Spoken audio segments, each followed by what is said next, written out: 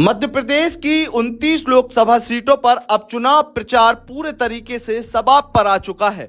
देश के दिग्गज नेताओं के एमपी के अलग अलग शहरों में दौरे हो रहे हैं। कभी प्रधानमंत्री नरेंद्र मोदी तो कभी विपक्ष के बड़े नेता राहुल गांधी एमपी की अलग अलग सीटों पर अपनी पार्टी के प्रत्याशियों के पक्ष में प्रचार करते हुए नजर आ रहे हैं। लेकिन ये लोकसभा चुनाव पिछले कुछ लोकसभा चुनावों से पूरे तरीके से बदला हुआ नजर आ रहा है। यहां तक कि मध्य प्रदेश में लोकसभा चुनाव विधानसभा चुनाव के बाद से पूरे तरीके से बदला हुआ नजर आ रहा है। ऐसा इसलिए क्योंकि मध्य प्रदेश के दो दिग्गज नेता जिन्होंने कभी विधानसभा चुनाव के दौरान अपने प्रत्याशियों के समर्थन में लगभग 100 सभाएं की थीं, अब वे दिग्गज नेता केवल और केवल अपनी अपनी लोकसभा सीट तक सिमट कर रह गए हैं। देश के हृदय प्रदेश कहे जाने वाले मध्य प्रदेश में वर्ष 2023 में विधानसभा चुनाव हुए और इन चुनावों में भारतीय जनता पार्टी ने लगभग 163 सीटों पर जीत दर्ज कर ऐतिहासिक विजय हासिल की थी और इस जीत के पीछे कई मायने लगाए जा रहे थे। जीत का श्रेय मध्य प्रदेश के राजनीतिक पंडित अपने अपने तरीके से अलग अलग नेताओं को दे रहे थे। लेकिन इस विधानसभा चुनाव में एक और खास बात थी। ये खास बात थी कि मध्य प्रदेश के तत्कालीन मुख्यमंत्री शिवराज सिंह चौहान अपने प्रत्याशियों के पक्ष में तूफानी दौरे कर रहे थे। वे दिन में 2-3 नहीं बल्कि 6 से 7 सभाएं संबोधित करते थे। खुद उन्होंने मंच से स्वीकार किया था कि वे आचार संहिता के बाद लगभग 160 से ज्यादा सभाएं कर चुके हैं।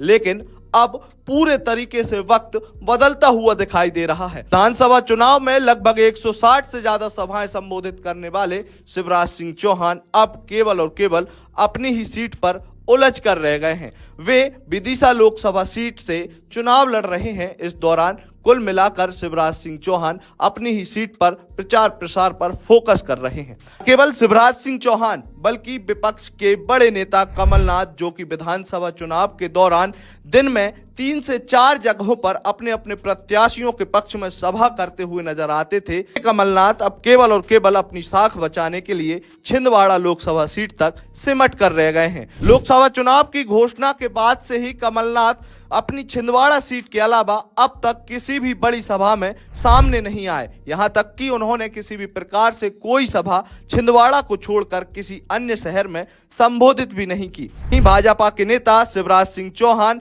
जो कि अपनी विदिशा और रायसेन सीट पर ऐतिहासिक जीत के लिए प्रयास कर रहे हैं, तो दूसरी तरफ खुद कमलनाथ अपनी साख बचाने के लिए, अपने बेटे को जिताने के लिए हर संभव प्रयास कर रहे हैं। लेकिन मध्य प्रदेश के राजनीतिक पंडित इन दोनों ही नेताओं के हालात देखकर कई मायने निकाल रहे हैं।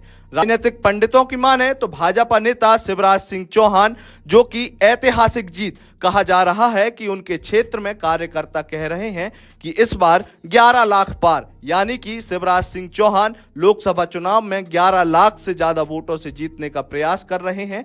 तो वहीं कमलनाथ अपने बेटे के लिए सबसे मजबूती से खड़े हुए नजर आ रहे हैं। के ही राजनीतिक पंडितों का कहना है कि इस बार का लोकसभा चुनाव छिंदवाड़ा में कमलनाथ और नकुलनाथ के लिए बेहद फंसा हुआ चुनाव नजर आ रहा है। इससे पहले हालात ये रहते थे कि कमलनाथ इस सीट पर बेफिक्र होकर चुनाव लड़ते थे और बड़ी शान से जीत जाते थे। लेकिन साल 2024 के लोकसभा चुनावों में कमलनाथ की छिंदवाड़ा सीट उनके बेटे नकुलनाथ चुनाव लड़ रहे हैं, वो सीट पूरे तरीके से फंसी हुई नजर आ रही है। यही कारण है कि अपने बेटे को जीत दिलाने के लिए कमलनाथ केवल और केवल छिंदवाड़ा में ही प्रचार पर फोकस कर रहे हैं। लगातार जुड़े रहने के लिए आयुक्त को सब्सक्राइब जरूर करें।